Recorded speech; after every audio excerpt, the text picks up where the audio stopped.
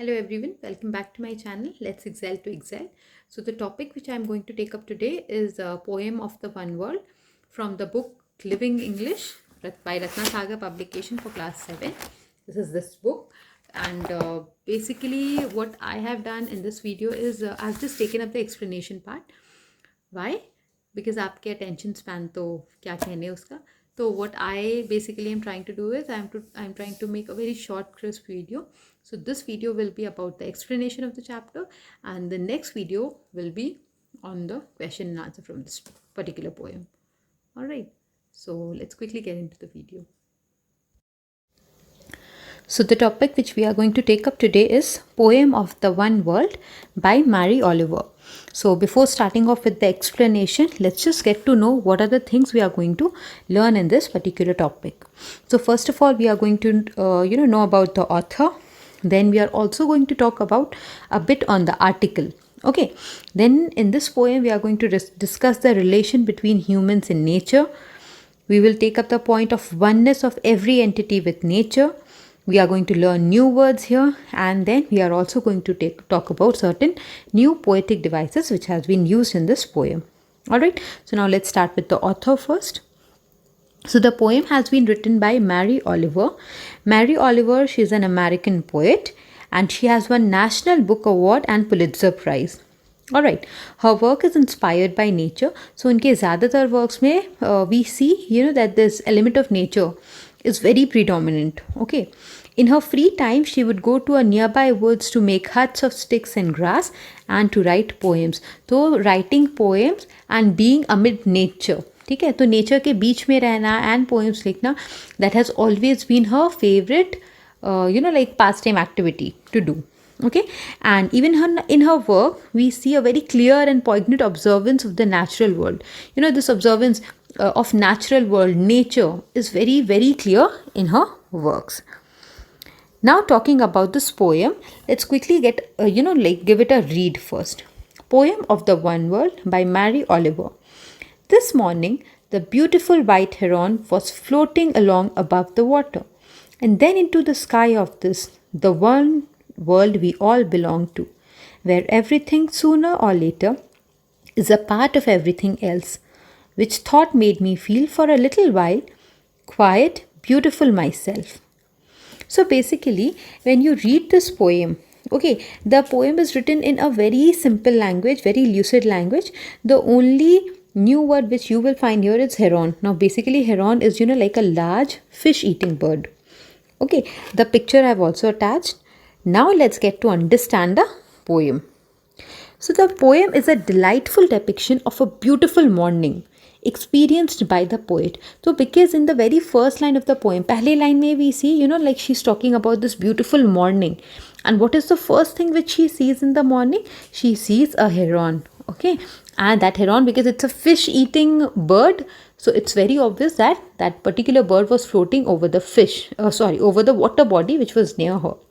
Alright, and then she sees that this heron, it flies above into the sky. Now understand, when she says, when she says that then into the sky of this one world we all belong to. So basically she is actually describing the journey of this heron, this particular bird, from water into the air. And we all know water, air, we all, animals, plants, we are all part of nature. We are all individual entities of nature. Right? So there is, a sort of connection between the two. This heron, this particular bird, is actually bridging the gap between these two different natural entity. Water body अलग होते हैं, air अलग होता है, fire हुआ, land हुआ, animals हुए, plants हुए, human beings हुए, हम सब क्या हैं? हम सब nature का हिस्सा हैं. Okay, and through this journey from water to this air, she's actually trying to bridge the gap. Okay, and then she says where everything sooner or later is a part of everything else. Okay, what is she trying to suggest here? That एक time के बाद everything will be a part of everything else. Like we all, like for an example, we all, okay, suppose right now we all are living our lives, but what happens when we die?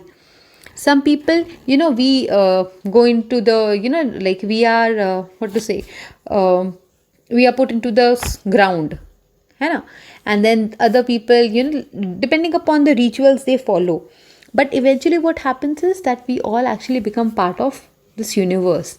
So from the universe we have come, and from the universe we go back. And this is not with us. Take everything for example. Ultimately every natural entity, they decompose, they become the part of the soil from where we have all emerged. So this is the basic essence of this poem. इस poem का essence क्या है? इस poem के through poet जो है वो बस एक ही बात बताना चाह रही कि हमारे आसपास भले कितने नेचुरल एंटिटीज़ हों, कितने इंडिविजुअल्स हों, बट हम लोग सब नेचर से कनेक्टेड हैं. There is this one feeling of oneness, and this is this feeling that there is no line of demarcation. We are all the part of this beautiful nature, and because we are a part of this beautiful nature, this is the fact that makes us beautiful, because the nature around is so beautiful and we are a part of it. अगर nature हमारे आसपास इतना खूबसूरत है और हम उसके एक हिस्सा हैं, तो it's very obvious that we too are beautiful. And this is what the poetess is trying to convey. Okay, so it's a very short poem but a very very beautiful one. So talking about the facts, let's discuss about certain facts. So this poem has actually been taken from the book A Thousand Mornings. Okay, what is the theme of the poem? That human beings and other natural entity coexist together. And lastly, message: we exist because of nature and we can never discrete ourselves with nature. We can just never demarcate. We can never, keep ourselves aloof from nature because we are nature. All right. Now talking about the poetic device. Now the first of all, it's about imagery, because we are, when you read the poem, जब आप poem read करोगे, it will make you feel as if you are on this journey along with the heron. You are bridging the gap between two natural entities. Okay, and then we start to imagine, okay, fine, there is, there's this beautiful morning, we have a beautiful bird there, that particular bird is flying into the sky, and other things. Another poetic device used in this poem is blank verse. Now, what is a blank verse? When you go through the poem, when you read the poem, you will realize that, this poem is not written in a particular rhyme structure. कोई भी rhyme scheme नहीं है इस poem में. In fact, this poem is actually, like a one complete sentence which has been written in a poem structure. तो आपको structure poem का दे दिया गया है. फॉर्म अगर होगा कि 2 वर्ड या 3 वर्ड कर करके पैराग्राफ्स बनाए, स्टैंडर्स बनाए गए हैं, other thing, but it's actually like a sentence. And because there is no rhyme scheme, so the poetic device used in this poem is basically blank verse. All right.